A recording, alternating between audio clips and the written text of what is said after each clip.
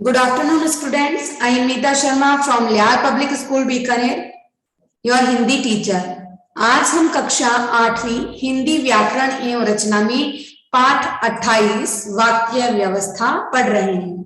वाक्य व्यवस्था देखिए, शब्द है जब वाक्य में प्रयुक्त हो जाते हैं तो वो क्या बन जाते हैं? पद बन जाते हैं। तो पद है उनका व्यवस्थित या क्रमबद्ध समूह है, क्या कहलाता है? वाक्य कहलाता है। देखिए, एक चित्र है, ग्वाला गाय का दूध बाल्टी में निकाल रहा है। इस बात को कहने के लिए ग्वाला, गाय, दूध, बाल्टी, निकाल आदि शब्द कहने से काम नहीं चलेगा। ये अलग अलग शब्द पूरी बात नहीं कह पाते हैं। तो हमें क्या करना होगा? पहले इन शब्दों को एक दूसरे से जोड़ने के योग्य बनाना होगा। दूसरे शब्दों में शब्द को क्या बनाना होगा? पद बनाना होगा। इंडिविजुअल होते हैं तो ये क्या रहते हैं? शब्द रहते हैं। लेकिन शब्दों को वाक्य बनाने के लिए हमें शब्दों को क्या बनाना पड़ेगा? पद बनाना पड़ेगा। इट मीन्स पद बनाने का मतलब क्या है? इनको हमें कारक से जोड़ना पड़ेगा। कारक, संज्ञा, सर्वनाम, इन सबसे क्या इनको जोड़ना पड़ेगा। वाक्य भाषा की वह लघुतम इकाई है जो किसी भाव या विचार को पूर्णतः व्यक्त करती है। भाषा क्या होता है? वाक्य क्या होता है? भाषा की वह लघुतम इकाई यानी छोटी सी छोटी इकाई जो किसी भाव को व्यक्त करती है, जो हमारे भावों को पूर्णतः व्यक्त करती है। राम गया, मोहन ने किताब पढ़ी। वाक्य के लिए निम्नलिखित बातें स्मरण रखनी चाहिए। वाक्य को उचित क्रम में रखने से वाक्य बनता है। अगर वाक्य को हम आगे पीछे रख दे, जैसे मैं बोल दूं मोहन ने किताब पढ़ी, इसकी जगह बोल दूं पढ़ी मोहन ने किताब, तो वाक्य गलत लगता है। किताब पढ़ी मोहन ने मोहन ये लिख दूं, या लिख दूं मोहन पढ़ी किताब, तो थोड़ा गलत सा लगता है। तो वाक्यों को उचित क्रम में लगाना सबसे जरूरी होता है। वाक्य अपने में पूर्ण और स्वतंत्र होता है। वाक्य स्वतंत्र होता है, पूर्ण होता है। भाई मोहन ने किताब पढ़ी, इट मीन्स मोहन ने किताब पढ़ी, यानी वाक्य अपने आप में पूर्ण है, अधूरा नहीं है वाक्य। नेक्स्ट देखिए, वाक्य किसी भाव या विचार को पूरी तरह प्रकट करता है। वाक्य क्या करता है? किसी भाव को या फिर किसी विचार को पूर्णतः प्रकट करने का भाव रखता है। नेक्स्ट देखिए आप, वाक्य संरचना। वाक्य कैसे बनता है? संरचना का मतलब निर्माण करना। तो वाक्य कैसे बनता है? एक तो उद्देश्य और विधेय, तो इसके दो अंग होते हैं, मतलब 2 पार्ट होते हैं, उद्देश्य और विधेय, जिसको आप इंग्लिश में बोलते हो सब्जेक्ट एंड प्रेडिकेट। ठीक है, सब्जेक्ट यानी उद्देश्य, प्रेडिकेट यानी विधेय। पद क्रम यानी पद जो शब्द होते हैं उनका कैसा क्रम होना चाहिए? Subject plus object plus verb. English में पढ़ते हो ना, subject plus object plus verb. इसी तरह हिंदी में बोलते हैं कर्ता, कर्म और क्रिया। ये पद का क्रम होता है वाक्य में। कैसे क्रम से, कैसे सीरियल ऑर्डर से आपके आएगा? तो पहले कर्ता, फिर कर्म और फिर क्रिया। नेक्स्ट देखिए, वाक्य के जो अंग है ना, पार्ट यानी उद्देश्य और विधेय, वो हम देखते हैं। वाक्य में जिसके विषय में कुछ कहा जाए उसे उद्देश्य कहते हैं। वाक्य में जिस व्यक्ति या जिस वस्तु के बारे में हम बात कर रहे हैं तो उस व्यक्ति या वस्तु को हम क्या कहते हैं? उद्देश्य कहते हैं। सोहन पुस्तक पढ़ता है। देखिए, ध्यानपूर्वक देखिए, ग्रीन कलर का जो साइन है उसको ध्यान से देखिएगा। सोहन पुस्तक पढ़ता है। मैं कह दूं सोहन का भाई मोहन फुटबॉल खेलता है। पहले वाक्य में सोहन के बारे में बात की जा रही है, इसलिए सोहन क्या है? उद्देश्य।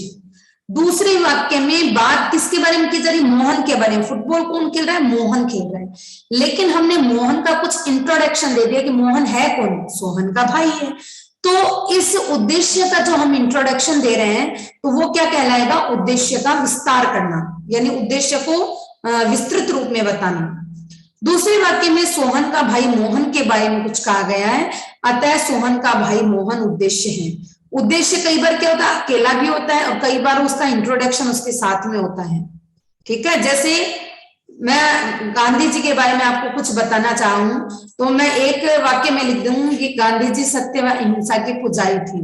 दूसरा वाक्य मैं लिख दूं कि राष्ट्रपिता महात्मा गांधी जी सत्य और अहिंसा के पुजारी थे। तो गांधी जी का मैंने क्या इंट्रोडक्शन दे दिया? राष्ट्रपिता। तो राष्ट्रपिता क्या हो गया? उस उद्देश्य का क्या हो गया? विस्तार हो गया। तो उद्देश्य का विस्तार करना कहते हैं उसे। नेक्स्ट देखिए, ये देखिए उद्देश्य का विस्तार। पवन पुत्र हनुमान ने लंका में आग लगा दी। अब देखो हनुमान ने लंका में आग लगा दी, तो वाक्य हम किसके बारे में कह रहे हैं? हनुमान के बारे में, क्योंकि लंका में आग किसने लगाई? हनुमान की। और हनुमान को किस नाम से अन्य जाना जाता है? पवन पुत्र हनुमान। तो पवन पुत्र हनुमान हमने क्या किया? हनुमान का इंट्रोडक्शन दिया है। तो हनुमान तो हो गया उद्देश्य, और उसके बारे में हम जो बात बता रहे हैं वो उद्देश्य का विस्तार। इसी तरीके से देखो विधेय में भी विस्तार आएगा विधेय का। तो देखो उद्देश्य के बारे में जो कुछ कहा जाए उसे विधेय कहते हैं। यानी ये राम है, राम ने रावण का संहार किया, तो राम तो उद्देश्य हो गया, लेकिन उसके बारे में हम क्या बात कर रहे हैं कि उसने रावण का संहार किया, तो ये आगे की जो लाइन है ना, ने रावण का संहार किया, ये आपकी हो जाएगी विधेय। उदाहरण देखिए, नीलिमा खेलेगी, विधेय का उदाहरण देखते हैं। देखिए अब देखिए नीलिमा तो उद्देश्य है, लेकिन खेलेगी ये क्या है, उसका बारे में बात करें तो ये विधेय होगी। अब इस वाक्य को थोड़ा विस्तृत बनाते हैं। नीलिमा रोज इसी विद्यालय में फुटबॉल खेलती है, ठीक है, खेलेगी उद्देश्य था। दूसरे वाक्य में नीलिमा के बारे में क्या बात कही जा रही है? रोज इसी मैदान में फुटबॉल खेलती है। यह वाक्यांश विधेय है। हमने देखा कि खेलेगी भी हो सकता है विधेय, और विधेय अकेला भी हो सकता है, दूसरे पदों के साथ में भी हो सकता है। तो देखना, खेलती है ये तो है विधेय। अब वो क्या खेलती है और कहाँ खेलती है?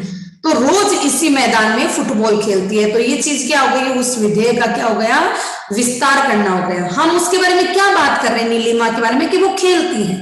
तो नीलिमा के बारे में क्या बात की जा रही है? खेलने की। तो खेलती है तो हो गया विधेय, पर वो कहाँ खेलती है, कैसे खेलती है, वो हो गया उस विधेय का विस्तार करना। तो रोज इसी मैदान में फुटबॉल खेलती है, तो ये हो गया आपका विधेय का विस्तृत अध्ययन। नीचे विधेय और विधेय विस्तार के अन्य उदाहरण दिए गए हैं, तो देखिए ध्यान से पढ़िए इसको। दशरथ नंदन राम ने अपने प्रिय अनुज भरत को गले लगा लिया। सबसे पहले तो आप देखो हम किसके बारे में बात कर रहे हैं? गले किसने लगाया? राम ने। तो राम हो गया इसका उद्देश्य। अब राम ने क्या काम किया? गले लगाने का, गले लगाने का काम किया। तो राम उद्देश्य, गले लगाना विधेय। अब राम के बारे में क्या कहा गया है? कि वो दशरथ नंदन है, नंदन यानी पुत्र, दशरथ का पुत्र है। तो राम का इंट्रोडक्शन हो गया, तो ये उद्देश्य का विस्तार हो गया। नेक्स्ट देखिए, गले लगा लिया। किसको लगाया गले? अपने प्रिय अनुज भरत को। तो अपने प्रिय अनुज भरत को क्या हो गया? उस विधेय का विस्तार करना हो गया। देखिए वाक्य रचना के सबसे महत्वपूर्ण है पद, कर्ता, कर्म और क्रिया। हिंदी की वाक्य रचना में भी यही क्रम रहता है। यही क्रम क्या होता है? यही सीरियल ऑर्डर रहता है। जैसे subject plus object plus verb, subject plus object plus verb. देखिए कारण, संप्रदान, अधिकरण, अपादान आदि पद प्राय कर्म से पहले और कर्ता के बाद में आते हैं। देखिए माँ ने शिकंजी बनाने के लिए नींबू को निचोड़ दिया। अब देखिए कर्ता कौन है? माँ, मतलब नींबू निचोड़ने का काम कौन कर रही है? माँ। और नींबू निचोड़ने का काम कौन कर रही है? माँ। तो कर्ता तो माँ हो गई, और काम क्या कर रही है? वो नींबू निचोड़ने का। तो निचोड़ना क्या हो गई? उसकी क्रिया हो गई। अब वो किसको निचोड़ रही है? नींबू को। तो नींबू हो गया कर्म। अब देखिए शिकंजी बनाने के लिए, किस उद्देश्य के लिए? शिकंजी बनाने के लिए। तो ये संप्रदान कारक आ गया, के लिए, है ना। माँ ने चाकू से सेब काट दिया, तो माँ कौन हो गई? कर्ता हो गई। काम क्या किया उसने? क्रिया क्या की? काटना। क्या काटा उसने? सेब, ठीक है। अब उसने सेब किससे काटा? चाकू से। तो हमेशा ध्यान में रखना, जो कारक होते हैं वो कर्ता के जस्ट बाद में लगते हैं, बट कर्म से क्या लगते हैं? पहले लगते हैं। जैसे रमा पढ़ने के लिए विद्यालय जाती है। अब रमा क्या हो गई? कर्ता। जाना क्या हो गया? क्रिया। अब वो कहाँ जा रही है? विद्यालय जा रही है। किस लिए जा रही है? पढ़ने के लिए। तो विद्यालय उसका कर्म हो गया, जानना उसकी क्रिया हो गई। रमा क्या हो गई? कर्ता हो गई। और वह कहाँ जा रही है? विद्यालय जा रही है। किस लिए? पढ़ने के लिए। तो पढ़ने के लिए कारक हो गया, उद्देश्य हो गया ना। कर्ता ने कर्म को कर्ण से संप्रदान के लिए, तो संप्रदान कारक हो गया। अब ये तो था इंट्रोडक्शन वाक्य के बारे में, कि वाक्य के कितने अंग होते हैं। तो वाक्य के दो अंग होते हैं, उद्देश्य और विधि। उद्देश्य वाक्य में जिसके बारे में कोई बात की जा रही है वो उद्देश्य है, और विधेय क्या होता है? वाक्य में जिस व्यक्ति या वस्तु के बारे में जो बात कही जा रही है वो बात क्या कहलाएगी? विधेय कहलाती है। उद्देश्य के बारे में विस्तृत चर्चा या उद्देश्य के बारे में इंट्रोडक्शन देना क्या कहलाता है? उद्देश्य का विस्तार कहलाता है। विधेय यानी क्रिया, जो क्रिया की जा रही है कर्ता के द्वारा, तो क्रिया का इंट्रोडक्शन करना क्या कहलाता है? विधेय का विस्तार करना कहलाता है। देखिए वाक्य के भेद, वाक्य के भेद हम पढ़ते हैं। देखिए रचना की दृष्टि से वाक्य के भेद, रचना यानी बनावट, बनाना, निर्माण करना।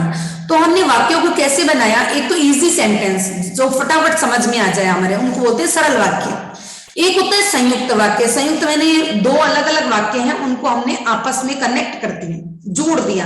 किसके माध्यम से? कंजक्शन के माध्यम से, संबंध बोधक के माध्यम से। मिश्र वाक्य क्या होते हैं? मिश्र वाक्य का मतलब क्या होता है? मिश्र वाक्य ऐसे वाक्य होते हैं जो एक दूसरे पर डिपेंड कर रहे होते हैं। ठीक है, आइए पढ़ते हैं सरल वाक्य। जिस वाक्य में एक उद्देश्य और एक विधेय होता है, जिस वाक्य में सिर्फ एक ही उद्देश्य होगा, यानी एक व्यक्ति होगा और एक ही विधेय, यानी उसके बारे में एक ही वार्तालाप हो रही होगी, तो उसे सरल वाक्य कहते हैं। देखिए नरेश बांसुरी बजाता है। नरेश है, एक ही व्यक्ति है, क्या काम कर रहा है? एक ही काम कर रहा है, बांसुरी बजाने का। मधु और मोहिनी रोज व्यायाम करने जिम में जाती है। तो यहाँ मधु और मोहिनी, यहाँ पे दो दे रखी है, लेकिन वो कर रही क्या है? वह कार्य सिर्फ क्या कर रही है? एक ही कर रही है।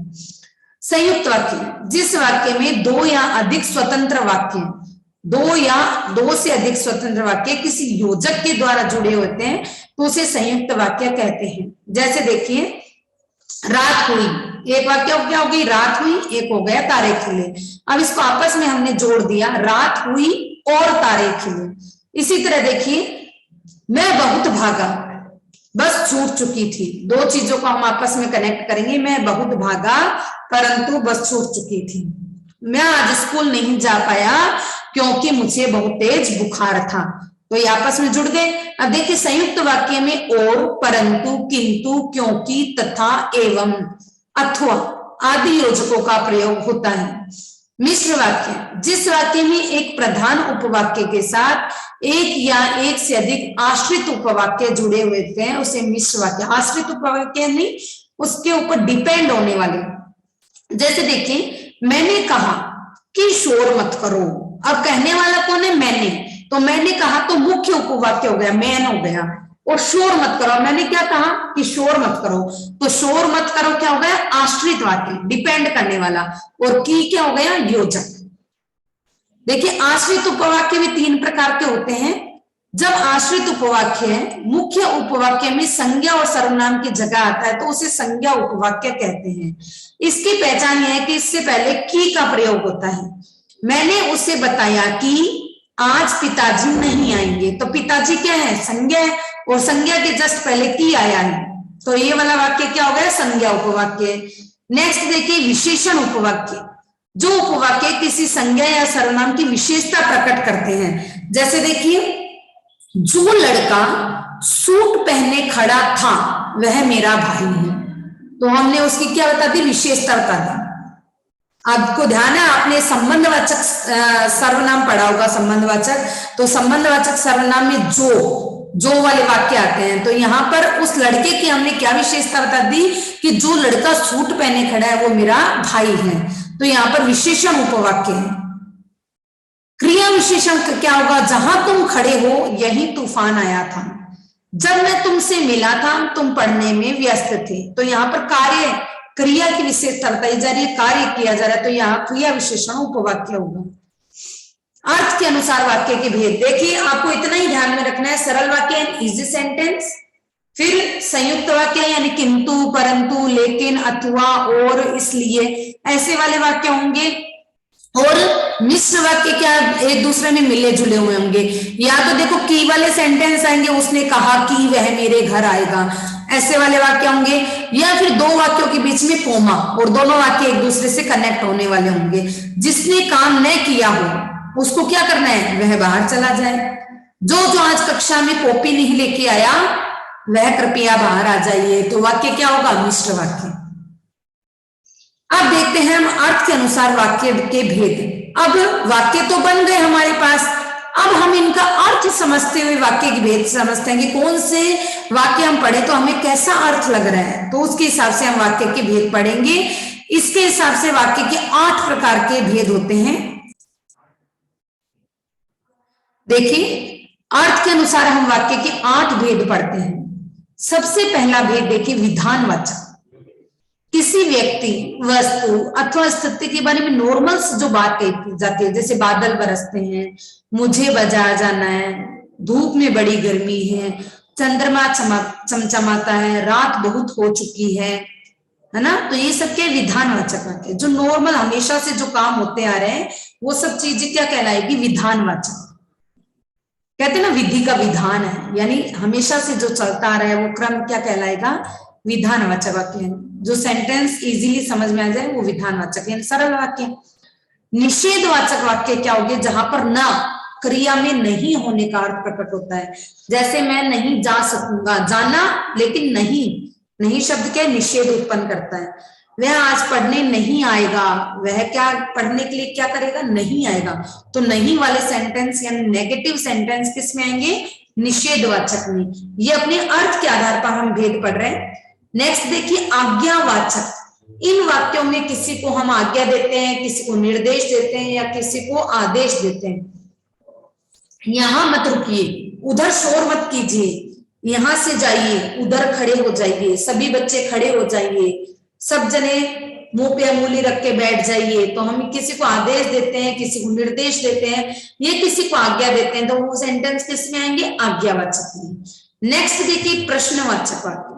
इन वाक्यों में क्या होता है, प्रश्न पूछे जाने का बोध होता है। हम किसी से प्रश्न पूछते हैं, आप कहाँ रहते हैं, आप क्या काम करते हैं, आप कहाँ पढ़ते हैं, आपके पिताजी की तबीयत अब कैसी है, आप कब आएंगे। तो ये वाले प्रश्नवाचक वाक्य होते हैं, जहां पर प्रश्न पूछा जाता है वो प्रश्नवाचक वाक्य हो जाते हैं। विस्मयवाचक वाक्य। अब विस्मय का मतलब ये नहीं है सिर्फ आश्चर्य वाले वाक्य हो। विस्मयवाचक का मतलब होता है आश्चर्य भी हो, हर्ष यानी खुशी के भी भाव हो, घृणा यानी छी छी कैसे गंदा बच्चा है, शोक यानी दुख का भाव भी हो, वो सारे किस में आएंगे, विस्मयवाचक में। आहा कैसा सुंदर दृश्य है, आश्चर्य की बात, ओ कैसे बादल उमड़कर आए हैं, हाय बेचारा असमय ही चल बसा, हाय बेचारा असमय चल बसा, शोक का दुख का भाव है। तो ये सारे हम होंगे विस्मयवाचक। विस्मयवाचक का मतलब होता है दुख, सुख, शोक, घृणा, आश्चर्य, सारी चीजें किसमें आ जाएगी, विस्मयवाचक में। नेक्स्ट देखिए, संकेतवाचक वाक्य। अब देखिए आपका जो मिश्र वाक्य हमने पढ़ा था, मिश्र वाक्य, वो संकेतवाचक वाक्य और मिश्र वाक्य एक जैसे ही है। वो तो रचना के आधार पर हमने बना दिया उनको, अब वो आएंगे किसमें, संकेतवाचक में। देखिए इन वाक्यों में एक काम का होना दूसरे पर निर्भर होता है। जब बादल फट जाएंगे तभी धूप निकलेगी, जब तुम आओगे तभी हम जा सकेंगे। संकेत हो रहा है एक कार्य से दूसरा कार्य, मतलब शर्त या कार्य जिसको होते हैं ना शर्त वाले, जब तक शोर बंद ना होगा पढ़ाई ठीक से ना हो सकेगी। नेक्स्ट देखिए, इच्छावाचक वाक्य। जहां पर हम कोई इच्छा प्रकट करते हैं या कोई किसी के प्रति हम कोई कामना, कि मेरी ये कामना है, मेरी इच्छा है कि भगवान मुझे ये दे, ये प्रदान करे, या हम किसी से आशा रखते हैं या फिर किसी को आशीर्वाद देते हैं, तो वो सब किस में आएंगे, इच्छावाचक में। जैसे ईश्वर हर काम में आपकी सहायता करे, ये हम क्या रख रहे हैं, कामना रख रहे हैं, ईश्वर से कामना रख रहे हैं, इच्छा रख रहे हैं। मुझे पूर्ण आशा है कि तुम एक दिन अवश्य बड़े आदमी बनोगे, ये हो गया आपकी इच्छावाचक। तुम सदैव स्वस्थ और प्रसन्न रहो, तो ये क्या हो गया, हमारा आशीर्वाद हो गया। तो ये आशीर्वाद वाले वाक्य क्या होंगे, इच्छावाचक में आएंगे। हाँ एक चीज और ध्यान रखिएगा, अगर एग्जाम में आपके क्वेश्चन वगैरह पूछे जाते हैं तो आपको ऊपर क्वेश्चन में दिया हुआ रहेगा कि वाक्य की रचना की दृष्टि से भेद बताओ, तो आपको सरल संयुक्त मिश्र में बताना है। अगर आपको पूछ लिया जाए अर्थ की दृष्टि से वाक्य को भेद बताओ, तो आपको किसके हिसाब से बताना है, इन अर्थ के हिसाब से 8 भेद है ना, उसके हिसाब से बताना है। संदेहवाचक। इन वाक्यों में कार्य के होने अथवा करने में डाउट होता है, संदेह होता है। कदाचित आज वह नहीं आएगा, शायद उसे कल बुखार था, हो सकता है वह समय पर न आ सके। तो ये क्या होंगे आपके संदेह वाले वाक्य। तो इस तरीके से वाक्य के अर्थ के आधार पर 8 भेद हम पढ़ चुके हैं।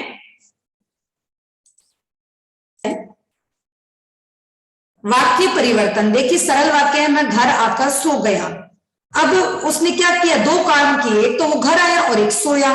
तो इसको हम संयुक्त वाक्य में कैसे सेट करेंगे, मैं घर आया और सो गया। ठीक है, भीड़ भाड़ के कारण मैं नहीं आया, मैं नहीं आया क्योंकि भीड़ भाड़ थी, मैं नहीं आया क्योंकि भीड़ भाड़ थी। या आप इसको ऐसे भी कर सकते हो, भीड़ भाड़ थी इसलिए मैं नहीं आया, ये भी आप इसको सेट कर सकते हो संयुक्त वाक्य में। नेक्स्ट देखिए, वह दिल्ली या कोलकाता गया है, वह दिल्ली गया है या कोलकाता। अब देखिए सरल वाक्य से हमें मिश्र वाक्य बनाना है। मिश्र वाक्य कैसे बनाओगे, एक छोटे से गांव के चारों ओर जंगल था, एक ऐसा छोटा सा गांव था जिसके चारों ओर जंगल था, उसने चुप रहने के लिए कहा, उसने कहा कि चुप हो जाओ। वह घर पहुंचते ही बीमार हो गए, तो वह घर पहुंचने के बाद बीमार हुआ, तो जैसे ही वह घर पहुंचा क्या हुआ, फिर बीमार हो गया। अब देखिए सरल वाक्य से मिश्र वाक्य बनाना, सॉरी संयुक्त वाक्य से, ऊपर आपने सरल वाक्य से बनाया था, आप संयुक्त वाक्य यानी दो वाक्य उसको आपको मिश्र बनाना है। मैंने गली में शोर सुना और बाहर आ गया, जैसे ही मैंने गली में शोर सुना मैं बाहर आ गया। मैंने बहुत कोशिश की किंतु असफल रहा, मैंने कोशिश तो बहुत की किंतु असफल रहा। मिश्र वाक्य से सरल वाक्य बनाना। अब आपके मिश्रित वाक्य दिया गया, उससे आपको सरल बनाना है। वह जो सामने खड़ा है मेरा बेटा है, वह सामने मेरा बेटा खड़ा है। जो कष्ट उठाएगा वही सुख पाएगा, तो कष्ट उठाने वाला ही सुख पाता है। मैंने ऐसा सांड देखा जो बहुत मोटा ताजा था, मैंने एक बहुत मोटा ताजा सांड देखा। ठीक है, तो ये यहाँ पे मिश्र वाक्य था, उसको इजी बना दिया हमने, सरल बना दिया। देखिए नीचे वाक्य दिए गए संकेतवाचक वाक्य हो रही है, तो आप इसको समझिएगा, पढ़िएगा इनको भी आपको। देखिए विराट कोहली विश्व का सफलतम कप्तान है, इसको हमें प्रश्नार्थक प्रश्नवाचक में करना है। क्या विराट कोहली विश्व का सफलतम कप्तान है, क्या, कैसे, क्यों, ऐसे वाले सेंटेंस किसमें बन जाएंगे, प्रश्नार्थक में। तो इसको हमें कन्वर्ट करना भी आना चाहिए, जब हम इसकी पहचान सीखेंगे तो इसको कन्वर्ट करना भी सीख जाएंगे। तो आज का वाक्य व्यवस्था का चैप्टर हमारा यहीं पर समाप्त होता है। सभी बुक एक्सरसाइज अपने बुक में फिल करने की कोशिश कीजिएगा। नेक्स्ट क्लास में हम थोड़ा सा 10 मिनट का इसका बुक एक्सरसाइज पढ़ेंगे। आज की कक्षा में इतना ही, धन्यवाद।